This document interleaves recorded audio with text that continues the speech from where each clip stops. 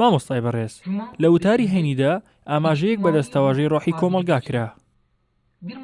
ئێوەش لە نووسینێکتانە دەفەرمونون دەکرێت پێی بوترێت فراوانی یاخود کرانەوەی ویژدان.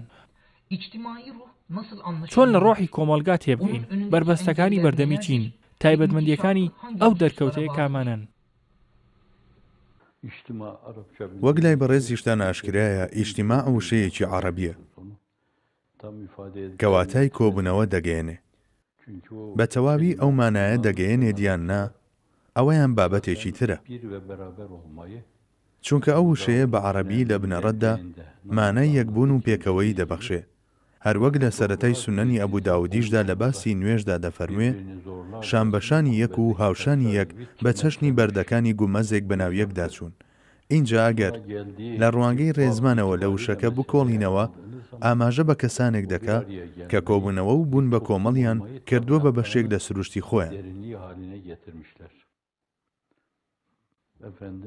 بەڵێ ناوترێت جەمع و ئیجماع بەڵکو دەوترێت ئیجتیماع. ئەمە بەمانای ئەوە دێ کە ژیانی بە کۆمەڵ و هەڵکردن لەگەڵ یەکتر و ژیان لە پێناوی یەکتریان کردووە بە بەشێکی گرنگ لە سروشتی خۆیان. لە سەرچاوەکاندا ئاماژە بە دۆخێکی ڕۆحی لەم شێوەیە دەکرێت. بوون بە خاوەن ڕوحێکی وەها پەیوەستە بە دەرچوون لە ئاژەڵیەتی و دەستبەرداربوون لە جسمانیەت و بەرزبوونەوە بۆ ژیانی ڕۆحی و قەلبی. وەک لەوێدا ئاماژەی پێکراوە وابەستەیە بە بەرینی ویژدانەوە. ئەمە ژواتە کراوەبوون بەرامبەر بە هەموو کەسێک. بەڵام پەیوەندی بەستن لەگەڵ هەموو کەسێکدا بە پێی پێگەکەی خۆی. بۆ نمونە لەگەڵ ئەو کەسانەدا کە بنەما و پێوەرە بنەڕەتیەکانتان هاوبەشە دەبێت لە پەیوەندی و دۆستایەتیتاندا تەبابن و پێکەوە بگونجێن و بە چەشنی موگناتیس یەکتری ڕابچێشن. شتێکی تریش هەیە ئەویش زۆر لە خۆکردنە بۆ پێکەوەی. دەکرێت هەموو بەهاکانتان لەگەڵ ئەواندا یەک نەبن، بەڵام خۆچەند بەهایەکی هاوبەشتان هەر هەیە. ئیدی لە دەوری ئەو بەهایانە کۆ دەبنەوە، بەڵام ئەوەی پێشویان زۆر جیاوازە. وەک لە پەیامی برایەتیدا ئاماژەی پێکراوە خواتان یەکێکە، پێغەمبەرتان یەکێکە، ئایینتان یەکێکە، مەفکورەتان یەکێکە، غایەی خەیاڵتان یەکێکە. بەم چەشنەیەک لە دوای یەک تا دەگاتە هەزار. ئیدی خۆتان دەتوانن زیادی بکەن. کۆبوونەوە لە دەوری ئەو هەزار پەیوەندیە زۆرانە و یەکگرتن جۆرێکە لە پێکەوە بەسترانەوە.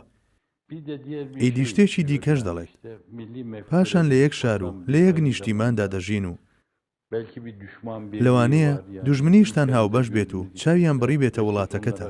ئێوەش پێویستە لەسەرتان یەکگرتوو بن و پێکەوە بن. بەم چەشنە یەک لە دوای یەک تا دەگاتە سەد. هەندێک جار دەتوانن پەیوەندی هاوبەشەکانتان یەک لە دوای یەک بژمێرن تا دەگاتە دە. دوو دانە پەیوەندی هاوبەشمان هەیە لەگەڵ فلاندا. ئەمانە هەموو لە بازنەیەکی زۆر جیاوازدا بەواتەی پێکەوە بوون لەگەڵ ئەوانی دیکەدا و هاوبەشیکردنی شتانێک لەگەڵیاندا دێت. بەواتە سادەکەی ئەمڕۆمان دەتوانن پێی بڵێن ژێرەی هاوبەش. کاتێکیش دەڵێن ڕۆحی کۆمەلگا بە زمانی فەڕەنسی دەتوانین دەستەواژەی ڕۆحی سۆسیالی بۆ بەکاربهێنین. ئەویش دەچێتە خانەی دەروونناسی کۆمەلگاوە. ڕەنگە ئەم بابەتە زۆر کاری لەسەر نەکرابێ، بەڵام دەتوانن لە ڕوانگەی پەیامی برایەتیەوە لەم بابەتە بڕوانن. هەروەها بێجگە لە هەستەکانی خۆتان لە پێناو ڕەزامەندی و ویستی خوای گەورەدا دەتوانن لە ڕوانگەی پەیامی برایەتیەوە لە بابەتەکە بڕوانن. واتە شایەتە گەر لە بەرخوا کار بکەن و لە بەرخوا دەست پێ بکەن و لە بەرخوا یەکتر ببین و لە بەرخوا قسە بکەن و لە بەرخوا بیر بکەنەوە. یەکگرتن و یەکێتێکی لەم شێوەیە دروست دەبێت. کە باسی ئەمەمان کرد یەکێک لەو قسانم هاتەوەیات کە لە تابلۆکانی خۆشنووسیدا زۆر نووسراوەتەوە. دەبێت کورسێک لە دڵتاندا هەبێت کە هەموو کەسێک بتوانێت لەسەریدا بنیشێت. کاتێک خەڵکی دێنە ناو دڵتەوە نابێ خەمی ئەوەیان هەبێت کە لەوانەیە بە پێوە بمێننەوە. لە ڕوانگەی هەست و هزرەوە دەبێت زۆر بە ئاسانی بڵێن لە دڵی ئێمەدا تۆش شوێنت هەیە. بەڵام وەک پێشتر باسم کرد هەر یەکەش ڕێزی خۆی هەیە. ئەم کرانەوە ڕۆحیە تا ڕادەیەک پەیوەندی بە پەروەردەوە هەیە، واتە وابەستەیە بە پەروەردەی ناوخێزانەوە، وابەستەیە بەوەی کۆڵان ئەو پەروەردەیە کون نەکات، وابەستەیە بەوەی خوێندنگا ئەو پەروەردەیە بە زانستی بکات، وابەستەیە بەوەی پەرستگا ئەو پەروەردەیە بە ڕۆحی بکات. خۆ ئەگەر پەروەردەی ماڵ هەژار و کۆڵان پیس و پەرستگا لەژێر کاریگەری هەلومەرزدا بێت و لە خوێندنگەکانیشدا بواری ژیانی دڵ و ڕۆحی نەبێ، هەموو شتێک لە دەوری مادەگەرایی و سروشتگەرایی و ئەزمونگەرایی بخولێتەوە. من لێرەدا ڕەخنە ناگرم لەوەی بڵێم وایە لێپرسینەوە ناکەم، گەر بێت و وابێت ئەستەمە ئەو ڕۆحی کۆمەڵایەتیە گەشە بکات. بە پێچەوانەوە ئەمانە پاڵپشتی یەکتر دەکەن. کاتێک یەکێکیان شتێک دەکات ئەوی تر تێکی نادات. ئەو شتەی لە ماڵێکی تەندروست و دایک و باوک و دەوروبەرەکەیەوە وەریگرتووە لە کۆڵان وەک فرێدانی زاری قومار لە دەستی نادات. پەرستگا لەلایەنی ڕۆحیەوە ئەو کەسە قوڵ دەکاتەوە. خوێندنگەکان شتان و بوون وەک هەلاجێکشی دەکەنەوە، خوێندکارەکان بەرز دەکەنەوە بۆ ئاستی مرۆڤێک کە بە تەواوی لە ڕازی گەردوون دەگات و لە ناخیدا قۆڵبوونەوە ڕوودەدا. وا بەم شێوەیەش یەکتری ناڕوخێنن. کۆڵان دژی ماڵ ناوەستێتەوە، پەرستگا دژی ماڵ نابێت، قوتابخانە دژی ماڵ نابێت. کاتێک هەمویان لەسەر هەمان ڕاستەڕێ و بەرەو هەمان ئامانج لە جوڵەدا بن، ئیدی مرۆڤ لە ئاژەڵیەتی دێتە دەر و جیسمانیەت جێدەهێڵێت و لە ئاستێکی دیاریکراودا بەرەو ئاستی ژیانی دڵ و ڕۆح پەرواز دەکات. ئیدی مرۆڤ لە خۆیدا هەست بە فراوانیەک دەکات، دەزانێت کە چۆن باوەشی بۆ هەموو کەسێک بکاتەوە. بە شێوەیەک لە شێوەکان ڕێگەگەلێکی پەیوەندی لەگەڵ هەموو کەسێکدا بنیاد دەنێت. چۆن گزارش لە خۆمان بکەین، چۆن بەڕاستی لە خەڵک تێبگەین. گەر بە شێوازێکی دروست نەتوانین گزارش لە خۆمان بکەین و لە خەڵکیش تێنەگەین و بە باشی نەیان خوێنینەوە، گومانم وایە بنیادنانی یەکێتێکی ڕۆحی و قەلبی لەو شێوەیە دەستە بەر نەبێت. فراوانکردنی ویژدان تەنها کاتێک ڕوودەدا کە ئەو چوار قوتابخانەی باسمان کرد تێبپەڕێنرێت. وەک بڵێ یەکێکیان قوتابخانەی سەرەتایی و یەکێکیان قوتابخانەی ناوەندی و یەکێکیان زانکۆ و هەروەها یەکێکیشیان قۆناغی پسپۆڕی بێت. لێرەدا دەپرسین ئایا خوێندنگا خاڵی کۆتایی دادەنێ یاخود پەرستگا؟ ڕای هەنووکەیم بەم شێوەیەیە. خوێندنگا کاتێک بەڕاستی خوێندنگە بێت ئیدی دەتوانێت لە پێشەوەی پەرستگاکان بێت و ئەو ئەرکە بەجێ بهێنێت. بەڵام کاتێک تەنها ئەو پەیڕە و پرۆگرامە دەخوێنێت کە لەم ڕۆماندا بۆی دیاری کراوە و تەنها ئەرکەکان جێبەجێ دەکات، کاتێک پەرستگا لە ڕۆحی ڕاستەقینەی خۆی دوور بێت و نامۆ بێت بەو بەهایانەی لە ڕابردووەوە تا ئێستا بە میرات بۆی ماوەتەوە و دەمێنێتەوە، کۆڵان لە پۆخڵاواتەکان پاک نەکرێتەوە. ئەو پەروەردەیی لە ماڵەکانتاندا دەیڵێنەوە لە هەر سەری کۆڵانێکدا دێوێکی لێ پەیدا دەبێت و ئیدی ڕۆحی ئێوەش فراوان نابێت. کاتێک ئەو ڕۆحە فراوان نابێت، کاتێک ئەو ویژدانە فراوان نابێت، کاتێک دنیای هەست و نەستان فراوان نابێت، ئیدی ئەو باوەشکردنەوەیەش بۆ کەسانی تر سروشتی نابێت، بەڵکو شێوازی زۆر لەخۆکردن و ساختە و ڕووپامایی وەردەگرێت. وەلێ ناکرێت زۆریش ڕەخنەی لێ بگرم. لەوانەیە ئەو شێوازە تەقلیدیە زۆر لەخۆکردنە ببێت بە حەقیقی و شێوازی سروشتی وەربگرێت.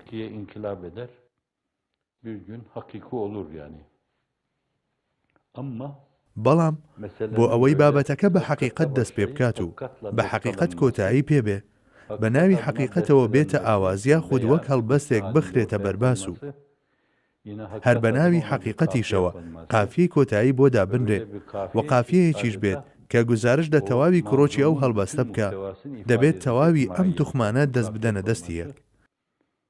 تەنها کاتێک ئەمانە هەموو جێبەجێکرا ئەو کاتە پێکاتەکە تەواو دەبێت و ڕۆحی کۆمەڵایەتی دەستەبەر دەبێت.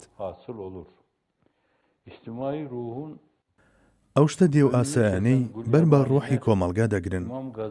بە دەربڕینی ئیمامی غەزالی هەموو مهلیکات و موبیقاتەکان دەگرێتەوە، واتە هەموو ئەو تاوان و خراپەکاریانەی کە مرۆڤ بەرەو لە ناوچوون دەبن یەک بەیەکیان ئەو ڕۆحی کۆمەڵگەیە لە ناو دەبن و دەیکوژن.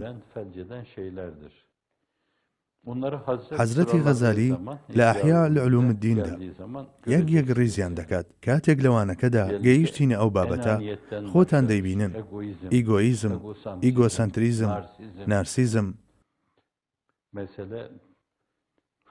خوا بمان پارێزێ، شایەت ئەگەر مرۆڤ کەوتبێتە چنگی ئەمانەوە گومانم وایە بەڕووی هەموو ئەو شتە بە نرخانەدا داخراو دەبێت.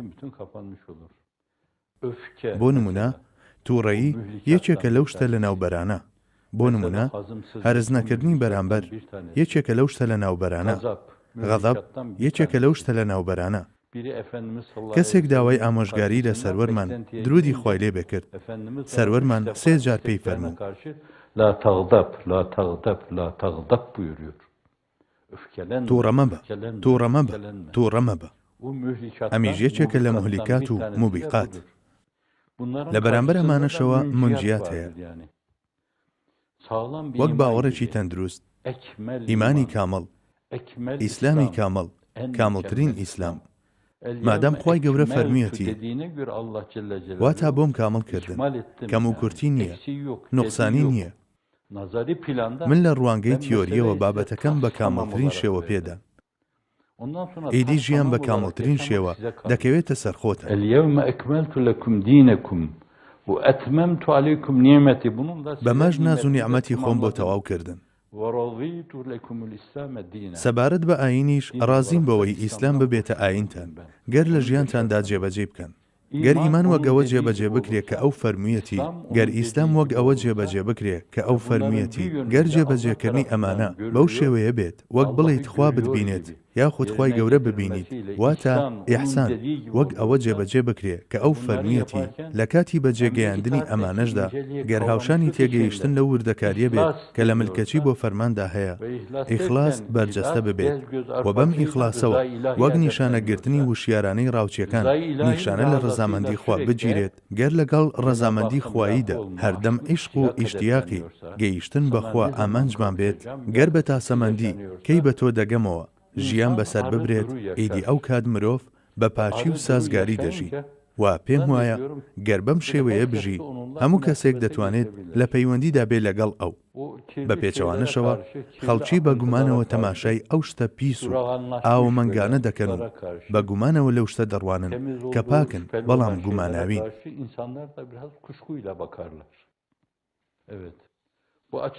لەم ڕوانگەیەشەوە ئەو کرانەوە و فراوانبوونی ویژدانە وەک حەزرەتی غەزالی دەڵێت وابەستەیە بە منجیاتەوە، واتە بەشتە ڕزگارکەرەکانەوە، وەشتە ڕووخێنەر و لە ناوبەرەکانیش وەک دێوەکان بربەستەکانی بەردەمیان هەروەها پێشیان دەگوترێت مهلیکات. خۆ لە هەموو کتێبەکانی ئەخلاقیشدا لەوانەیە لە ڕقائقیشدا هەر بە موبیقات هاتبێ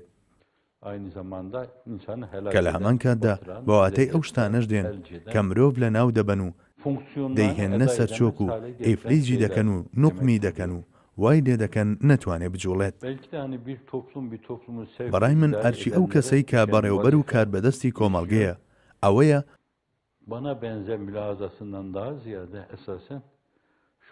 کە ئەو چوارخانەی باسم کرد بە یەکەوە گرێ بدەن و بیانکەنە بەشێک لە ژیان. ayrı 4 boyutu haline getirecek şekilde bunların hepsini hayata geçirme. دەبێت پەروەردەی ماڵ و خێزان ڕێچکەی ڕاستی خۆی وەربگرێت، کۆڵانەکانیش لە بەدکاری پاڵفتە بکرێن. پەرستگاکان دەبێت پاڵفتەی کارەچەوتەکانی کۆڵانەکان بکەن و وەک وێزگەی پاڵفتەکردنی بەدکاری کۆڵانەکانیان لێبێت. خوێندنگەکانیش ئەو بیرۆکە چەوتانە پاڵفتە بکەن کە بە مێشکدادێ هەزر لە مادەگەرایی و ئەزمونگەرایی و سروشتگەرایی و بێباوەڕی پاڵفتە بکات و ڕێساکانی بوون وجود بەڕاستی بخوێنێتەوە. نیشانی بدا کە هەر بەشێکی ئەم گەردونە ئاماژەی جیاوازی خوددایە و وەک جەنابی ڕەجایی زادە ئەکرەم دەڵێت سەراسەری ئەم گەردونە هەر کتێبی خوددایە، بە دوای هەر وشەیەک بکەویت واتاکەی هەر خوددایە. وەک عەرەب دەڵێن تەأمەل ستور الكائنات فإنها من الملأ الأعلى إليك رسائل. حەزرەتی پیریش بەدی ئەوزەمان هەم عەرەبیەکەی دەڵێت هەم تورکیەکەی وشە بە وشە و پەرەگراف بە پەرەگراف لە دێڕەکانی گەردوون وەربەرەوە. Arka planlarıyla beraber nazar itibarı al. Teemmel suturel kainat. Onlar meleği alem. هەموو وەک نامەیەک وان کە لە خودداوە بۆ ئێمە هاتبن. Onları doğru okuduğunuz zaman کاتێگەم نامانە بەڕاستی دەخوێنیتەوە farklı mülahazalara ulaşacaksınız. ئیدی پێی بە گەلێک تێبینی جیاواز دەبیت لە گەردووندا. Böylece گەر خوێندنگاکان بەم کارە هەڵبەستن ئیدی دڵ و مێشک کە ماوەیەکە لە یەکدی جیابوونەتەوە دووبارە بە یەکدی شاد دەبنەوە یاخود دووبارە ویژدان لەگەڵ لۆژیکدا بە یەک دەکەنەوە. ماوەی 8 سەدەیە تا ڕادەیەک و 5 سەدەی ڕابردوو تا ڕادەیەکی زۆر 2 سەدەی ڕابردووش دەتوانرێت بوترێت بە تەواوی دڵ و مێشک لە یەکدی جیابوونەتەوە.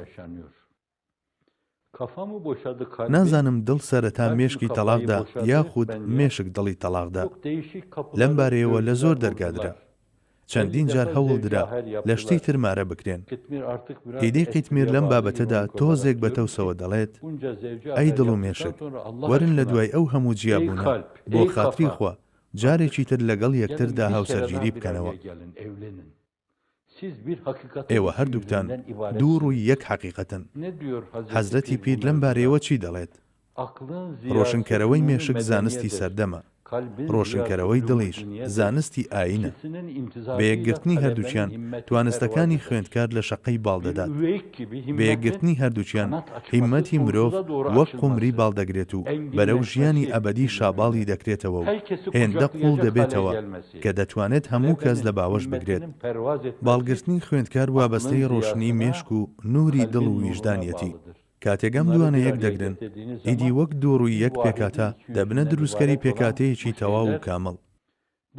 بازنەیەکی بەپیت. پزیشکەکان ئەم دەستەواژەیە بەکار ناهێنن بەڵکو تەنها نەرێکەی بەکاردەهێن و دەڵێن بازنەیەکی نەزۆک. لە کۆندا دەوترا بازنەیەکی چەوت بەڵام ئێستا دەوترێت بازنەی نەزۆک. پێچەوانەکەی بازنەی ساڵح و چاک لە باشە هەر شتی باش دروست دەبێت باش هەر باشی دەدوادێت. بەڵێ بۆ پەروازبوونی هیممەت و کرانەوە و فراوانبوونی ویژدان پێویستمان بەم شتانە هەیە کە باسم کرد.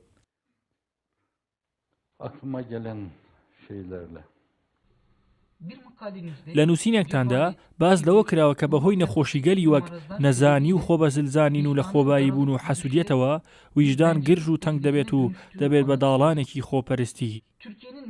کاتێک تەماشای بارودۆخی ئێستای تورکیا دەکەین دەبینین کە پەیوەندیەکانی دین، زمان، نەتەوە و هاوڵاتی بوون لە پچڕاندندان و لە نێوان توێژە جیاوازەکانی کۆمەڵگادا شەڕ بڵاو بۆتەوە و تەنانەت لەناو یەک گرۆپیشدا چەندین لێکترازانی ترسناک دەمینڕێت.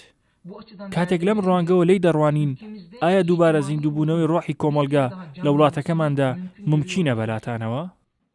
ئەستەغفر الله. لەوانەیە لێرەدا هەندێک بابەت بێنینە سەرزاد. هەندێک پێی ناڕەحەت ببن. ئەو بابەتەی باستان کرد ئێستا کێشەی بڵاوی تورکیا و وڵاتانی وەک تورکیایە. لە سووریاش هەمان شتانی تورکیا هەن. پێشتر کاتێک دەستەکانمان بڵند دەکرد و نزامان دەکرد و چاوەکانمان فرمێسکیان لێ دەچۆڕا دەمانگوت خوایە گیان خۆشبەختی و ئاسوودەیی و یەکگرتووی و پێکەوە بوون و ڕۆحی برایەتیان پێ ببەخشە. ئێستا تورکیاش وەک سووریای دەهاتووە. نازانم لە یەک ئازدا هەژمار دەکرێن یاخود کەمێک باشترە. خۆ عالەمی عەرەبی دراوسێشی هەروایە. کاتێک دەچنە ئەفریقاوە لەوێ هەندێک دەوڵەت هێشتا وەک دەوڵەتی خێڵ مامەڵە دەکەن. بەڵام لەبەر ئەوەی ئێمە زیاتر تورکیا دەبینین و لەبەر ئەوەیشی کە تورکیا لە پێشبڕکێی ڕووخاندندا زۆر لە پێشە لە پێشبڕکێی لێکترازاندا زۆر لە پێشە لە پێشبڕکێی بە دوژمنکردنی ئەندامانی یەک خێزاندا زۆر لە پێشە لە دەستگیرکردنی کەسانی بێتاوان و زیندانیکردنیان و پارچە پارچەکردنی کۆمەڵگادا زۆر لە پێشە تورکیا شێواز و دیمەنێکی هێندە سەرسامکرد دەخاتە ڕوو کە مرۆڤ ڕادەچڵەشێت وەک چەندین جار باسم کردووە ئەگەر ئیسلام بۆ کەسێک باز بکەن کە لە کڵێسایەک یان پەرستگایەک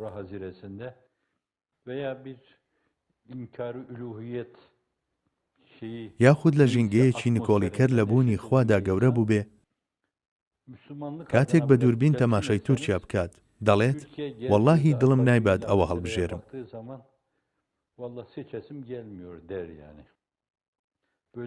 دڵم نایبات موسڵمانیەتێکی لەو جۆرە هەڵبژێرم وەک وڵاتێکی پڕ لە ئارەزوو ڕق و نەفرەت و لە خۆبایی بوون و دژمنایەتی تووڕەیی و پارچە پارچەبوون و ڕووخاندن و هیچ لایەنێکی جوانی تیانە تا هەڵی ببژێرم ئێوە خۆتان بخەنە شوێن و پەرستگایەکی ئاوهاو ئینجا کاتێک لە ژینگەیەکی وەهادا گەورە بوون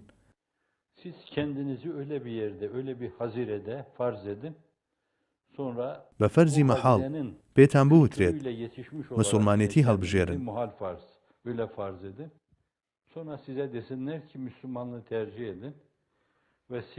ئێوە کاتێک لە ڕوانگەی شوێنێکی وەک تورکیا و سووریاوە لە موسڵمانێتی دەڕوانن بێگومان دەڵێن شوێنی وەها بەناخی زەویدا ڕۆبچێت دەڵێن گەر شوێنێکی وەها هەبێ با بەناخی زەویدا ڕۆبچێت بەداخەوە هێشتا هەندێک دەڵێن هیچ کێشەیەک ڕووی نەداوە عاقیف گوتەنی ئای لە ماڵی ڕووخاو و چۆڵی بیابان ئای لە بێکاری ڕۆژ و بێفکری شەوان لە گوزەردا هەر زاریمە و لە سوکنەتیشدا گریان کەسێ نییە لێم حاڵی بێ وای لە نیشتیمانی وێران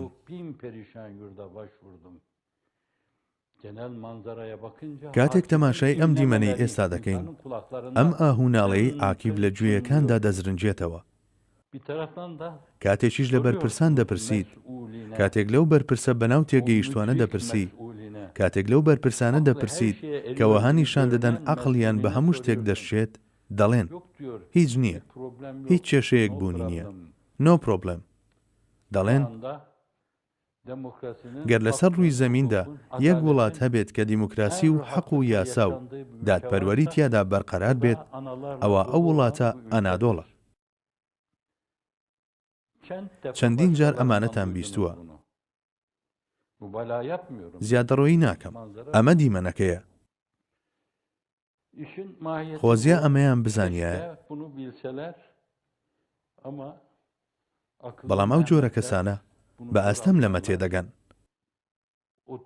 ئەستەم هەم دیمەنە لە کەسانێک بگەێنی کە لەگەڵ مردنی 39 کەسدا قۆڵی خۆی شیشکاوە کەچی دەڵێ مەپرسن هێندەی نەمابوو کەم ئەندام ببین چڵوچێوێکیان لە دوای خۆیان بەجێهێشتووە شێواندنیان جێهێشتووە کاتێک خاچپەرستەکان داگیرکاریان دەکرد لایەنەکان دیار بوون ئێوە دەتانوت یەکێکیان فرێدریک باربارۆسە یەکێکیان فیلیپە یەکێکیان ڕیچارد شێردڵە ئەمانە چەند سەرسامیەکن کە لەلایەن پیێر مارتینەوە فریو دراون و کەوتونەتە ڕێ لە نێوان خەڵکیدا ئەو یەکێتی و یەکگرتوویەت تێک نەچوو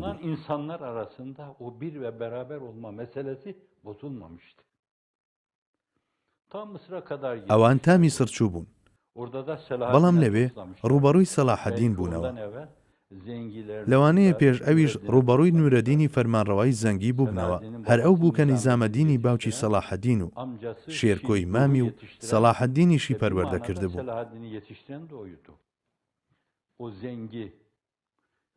لە مێژووی ئەدەبیاتیشدا هەر دەوڵەتی زەنگیەکان بوو کە کەسانی وەک سعدی شیرازیان پێگەیان ڕوبەڕووی ئەوان بوونەوە و شکێنران بە یارمەتی و کۆمەکی ئیلاهی شکێنران بەڵام ئێستا لێکترازانێکی وەها ڕوویداوەکە دایک و باوک بە منداڵەکەی دەڵێ نازناوەکەت بگۆڕە نامەوێت لە خانەوادەکەی مندا بیت ئەمە بەچێ دەڵێت بە کەسێک کە نوێژ و ڕۆژ و عیبادەتەکانی بە تەواوی ئەنجام دەدات لە شوێنێک قوتابخانەی کردوێتەوە کەچی پێی دەڵێن خیانەتکار دوژمنی نیشتیمان تۆ چۆن قوتابخانە دەکەیتەوە هەی خیانەتکار تۆ چۆن دەچیت زانکۆ دەکەیتەوە هەی دوژمنی نیشتیمان تۆ چۆن ماڵ بۆ خوێندکاران دەگریت و مانگانەیان بۆ دەبڕیتەوە هەمووتان خیانەتکارن من لە خانەوادەکەمدا دەچسڕمەوە نازناوەکەت بگۆڕە نامەوێ هەڵگری هەمان نازناوی من بی زیادەڕۆی ناکەم کەسانێک وایان بەسەر هاتووە کە ئێوەش دەیان ناسن چەندین هاوڕێی لەم جۆرەمان هەن وەک بڵێ ڕم کراوە بەسەر سنگیاندا و هەردەم بە ئازارەوە دەناڵێنن بە هەزارەها کەس بەهۆی ئەو هەموو لێکترازانانەوە لەرزینێکی وەها هاتۆتە مەیدان وەک بڵێ هیچ و هیچ هەستێکی پاک نەماوەتەوە کات و هەوڵێکی ئێجگار زۆر پێویستە تا لە ڕوانگەی هۆکارە ڕووکەشیەکانەوە ئەم پشێوی و پوکانەوەیە بنیاد بنرێتەوە بخرێتەوە سەر ڕێگەی ڕاستی خۆی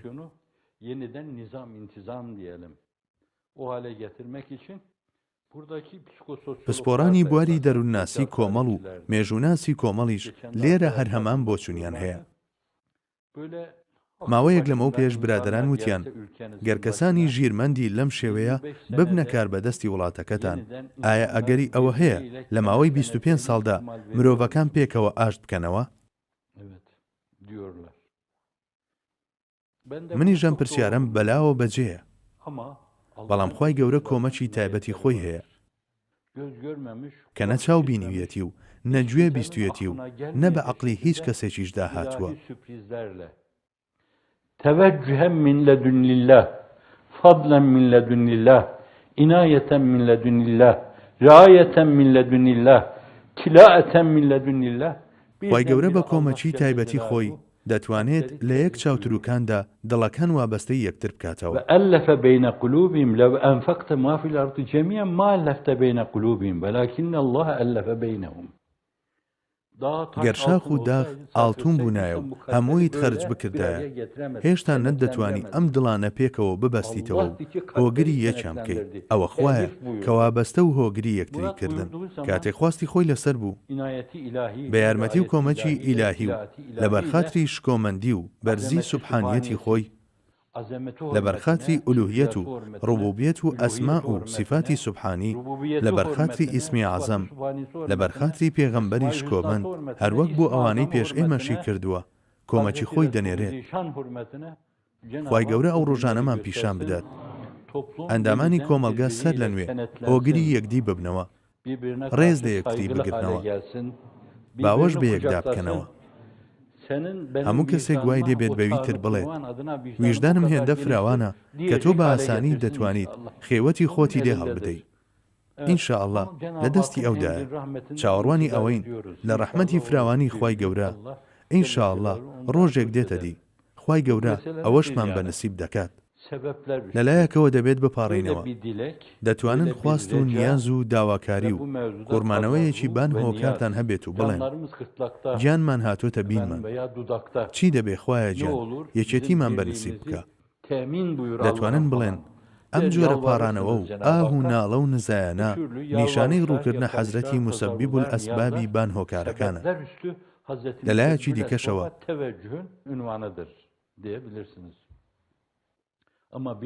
لەم بابەتەدا ئەرکێکی گرنگتان دەکەوێتە سەرشان لێگەڕێن با خەڵک بتانڕەتێن و کەسانێک مامەڵەی نامرۆڤانەتان لەگەڵ بکەن بە شێوازێکی بەرنامە بۆ داڕێژرا و مەحکومی لە ناوچوونتان بکەن